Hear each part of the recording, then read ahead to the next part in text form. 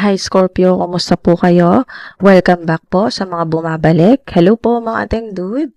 Sa lahat po ito ng mga Scorpio, welcome po sa mga bago na sumisilip po dito. Sana po tapusin po ninyo to mga ating dude at sana magustuhan po ninyo. Pati na rin po sa mga cross-watchers. Thank you po. Salamat po sa oras po ninyo at sa energy po ninyo. Nawa po ay makakuha po kayo dito ng insights o makatulong po sa kung ano man po yung nagpapahirap po sa inyo sa kasalukuyan o mga idea po na kailangan po ninyo. Yan po mula po sa spirit realm, sa universe.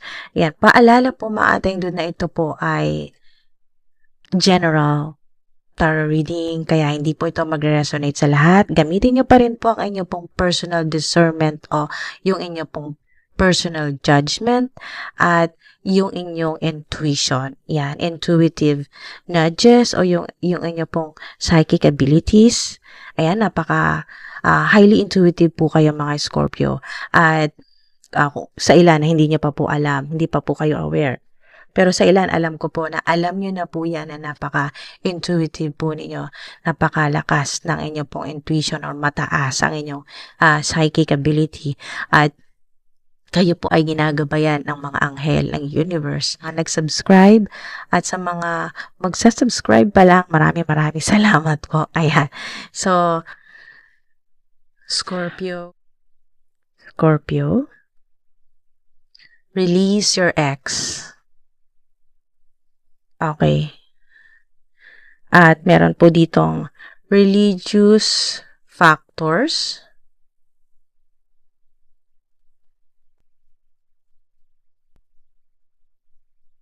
Let go of control issues. So, mga ating dude, ang nakita ko po dito sa ilan ay maari pong inyo pong romantic partner ay gaano man ninyo kamahal ang isa't isa ay napakahirap na magkatuluyan sa ilan dahil magkaiba ang inyo pong culture o yung kinamulatan or kinagisnan or kinasanayan o yung inyo pong paniniwala magkaiba po. Ang inyo pong relihiyon, mga ating doon sa ilan. Wala pong imposible. Alam mo na kaya mo, kung masisigurado mo lang talaga na siya na yung forever ay kaya mo magpalit ng religion. Yan, para sa ilan. Pero ang iba naman po ay nakita ko na napakalaking hadlang nito para sa inyo dahil nga hindi ka ready na or parang wala sa hinagap, kumbaga hindi mo nakita ang sarili mo sa future na magpapalit ng relihiyon dahil sa sobrang mahal mo ang tao o sa romantic partner. Alright, so meron po ditong death, pero reverse. Death card reverse. Knight of Wands reverse.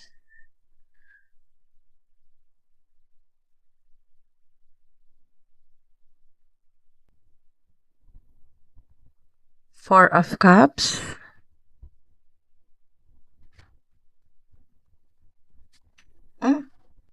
Okay, so 10 of Wands reverse. 10 of Wands reverse. Oops, tumalon na to mga ating dude. Tingnan nyo to. Kunin na po natin ito. Tumalon na ito mga ating dude, pero reverse. 6 of Swords reverse.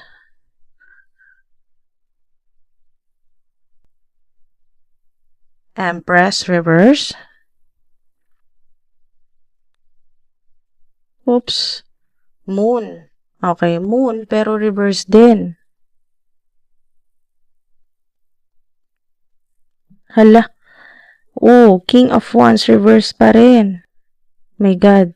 Bakit puro reverse? Ano to? Ayun, upright. 3 of Pentacles upright. Alright, so mga ating dude, dito po sa Release Your Ex ay meron na po dito, no, naka-reverse yung death card, pero ito po ay malapit na. So, sign po ito na malapit nang matapos po yung paghihirap po ninyo sa third party situation.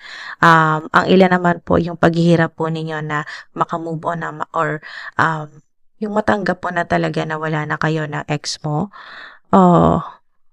yung ex mo ay maaring hindi patanggap talaga na wala na kayo at nanghihinayang talaga na wala ka na sa buhay niya at gusto pa rin niyang bumalik. Dahil sa pag-aalanganin mo, kasi nag-aalanganin ka dito sa Four of Cups, sa pag-aalanganin mo na baka maulit na naman or magpaulit-ulit yung ganong same scenario na kinokontrol ka o hindi mo kontrolado yung sitwasyon kasi kahit anong gawin mong bantay, magugulat ka na lang may ka-text, may ka-chat, may ka-video call na iba or may kinakausap na iba or ano man to, flirting, basta hindi po totoo sa'yo or may tinatago sa'yo or deceitful yung energy. So, yun po ay sa ilan, yung mga bumabalik po na ex, hindi nyo natatanggapin. Meron naman po na bumabalik or babalik, tatanggapin mo, pero mauulit pa rin yung ganong sitwasyon. Masasaktan ka, at bandang uli, ikaw na mismo ang talagang magkikipag-hiwalay or hindi mo na talaga pababalikin na pa sa buhay mo. Yung parang last na talaga, yung parang sa sarili mo ay huli na talaga yan. Pag ginawa niya pa ito, meron ako naririnig na pag ginawa niya pa to, wala na talaga, hindi na, iba-block na, o hindi nakakausapin, hindi ka na magpapakita, basta magdi-disconnect ka na. Meron po dito na nagpaplano na umalis. Ayan. Pwedeng yung romantic partner po ninyo, hindi lang siya nagsasabi pero balak niya palang or plano niya palang umalis na sa buhay mo.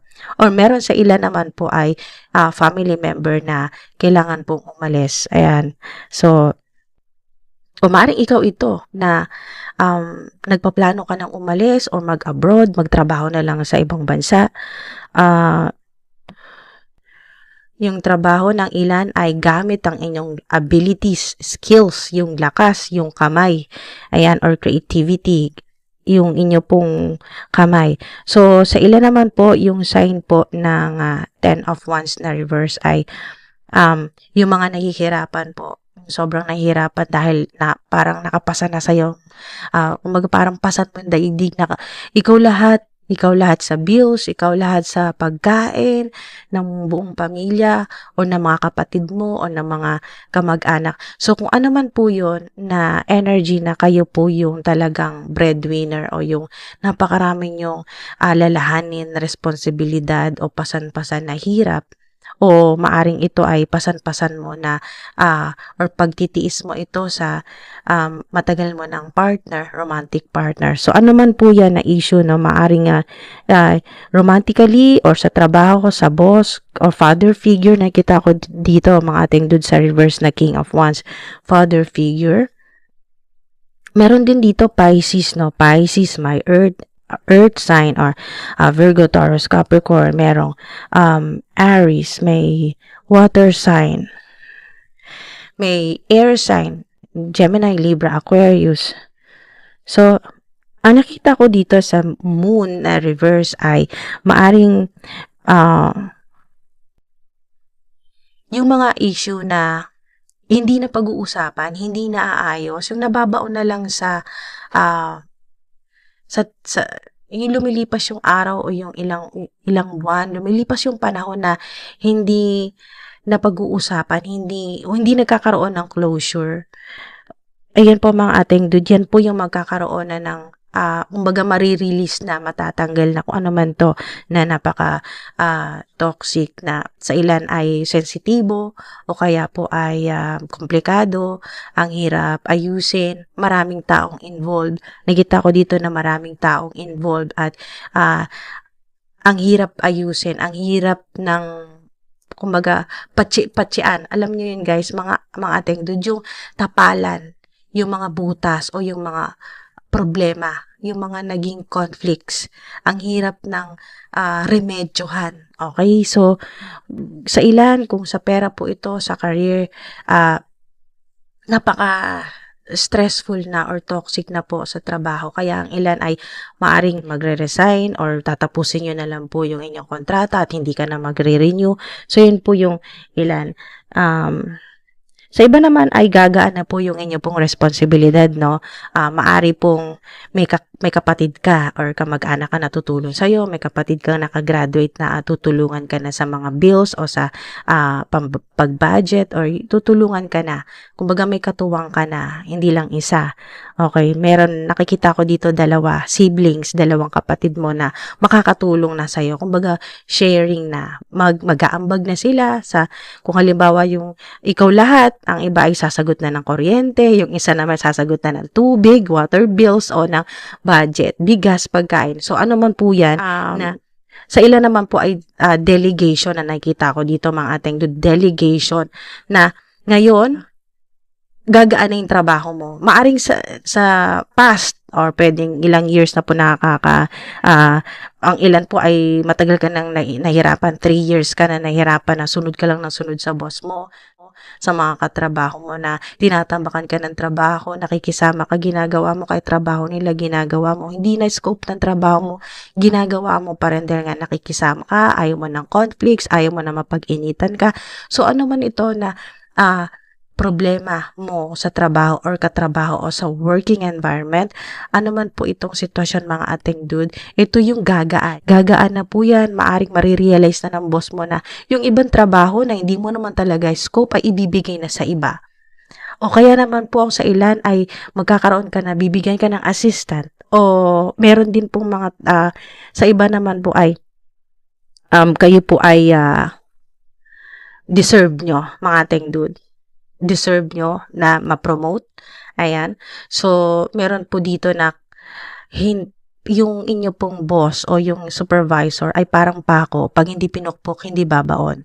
So, meron pong ganong energy na, yung parang, okay lang sa kanya kasi hindi naman siya hindi naman siya nagrereklamo. Si Scorpio, hindi naman nagrereklamo, hindi naman siya parang hindi naman siya naghahangad ng promotion, so ibibigay ko na lang sa iba.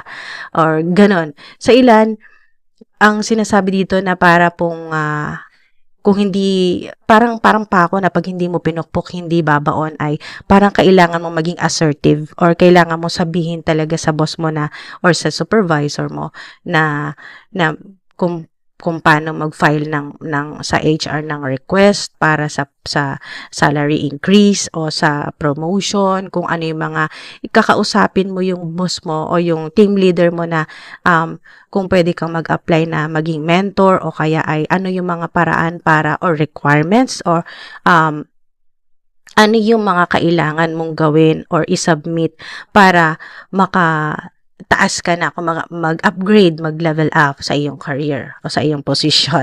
Ayan. So, mga ating dude, sa ilan ay hindi pa sobrang successful. Okay? So, slow and steady, mag-iisip ka ng ibang paraan kung paano mas magiging maayos ang career on trabaho o yung sa relationship, kung paano gagaan, ano man po itong mahirap na, kung paano gagaan, paano mababawasan yung hirap o yung bigat na dinadala po ninyo o responsibilidad. Ayan. Ayan halas siya. Communicate clearly. Diba, mga ating dude, sobrang synchronized kasi kakasabi lang ng spirit team natin na ito po ay pinapayuhan ka na maging assertive o sabihin mo, huwag kang mahiya kasi alam mo naman deserve mo. Pinaghirapan mo naman at saka yung promotion mo, paghihirapan mo yan eh. Although hindi mo pa alam lahat, pwede mo pang, kumbaga parang mga ating dude, walang imposible, pwede mong pag-aralan habang nandun ka na sa ganong posisyon. Araw-araw may matututunan ka, araw-araw may growth, mag-i-improve ka. Nandun kasi ang willingness mo na matuto, na mag-improve, na mag-level up, bossing up yung energy. So, kaya, ang advice po talaga dito ay, confirmation, communicate clearly, mga ating dude. Sabihin mo, i-request mo na, gumawa ka mag-send ka ng email, o kausapin mo talaga ng personal ang team leader mo o yung boss mo o supervisor mo na baka naman pwede, ang tagal mo nang nagtatrabaho, ang ilan, 3 years na nagtatrabaho or 6 years na, baka naman pwedeng mag-request ng salary increase. Bikini man. So, yan mga ating dude. There's something better Totoo. Kasi nga, meron talaga dito na nagpaplano or magpaplano pa lang or mag-iisip ka na, siguro kung hindi ka naman mabibigyan ng promotion or hanggang ngayon ilang taon na wala pa ring dagdag na incentives o may dagdag nga point lang, 0.05. So halos hindi mo mararamdaman. Kumbaga mga ating doon, hindi talaga mararamdaman na nag-increase yung salary mo. So kung ganun lang din naman naiisip ng ilan or maiisip nyo po na umalis na lang, lumipat na lang, mag-asikaso na ng mga requirements, ayan, mag-apply na sa iba or mag-abroad na lang at subukan na yung mas malaking opportunity o ayan o mga ating dude, abundance. Wow! Kaya pala, there's something better. At sa ilan naman, kung makikipag-communicate ka lang, ayan, communicate clearly. Mga ating dude, lahat na po ito na klaseng pakikipag-communicate. Mga ating dude, sulat, text, email, phone call, video call, lahat na po ng klaseng communication, pakikipag-usap na magagamit po ninyo ang inyong throat chakra, yung inyo pong pakikipag-usap, yung skills po ninyo sa communication, collaborate or pag-reach out sa iba.